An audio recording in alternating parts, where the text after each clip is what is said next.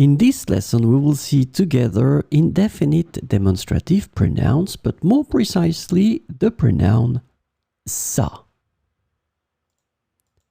So, what are indefinite demonstrative pronouns? So, it will be a short introduction. They are pronouns that point to something without specifying it precisely. And the fact that they are not specified explicitly allows for a degree of ambiguity or generality. That's the reason why in some cases we use them, because they are quite general and you don't go into specification. In this lesson, we will see ça.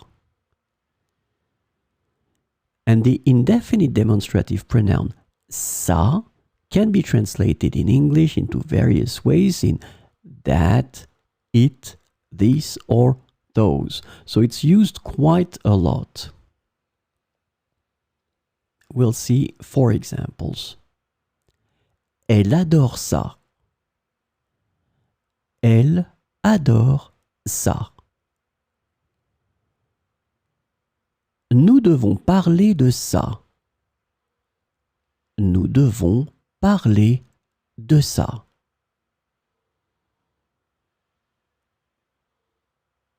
Il ne comprend pas ça.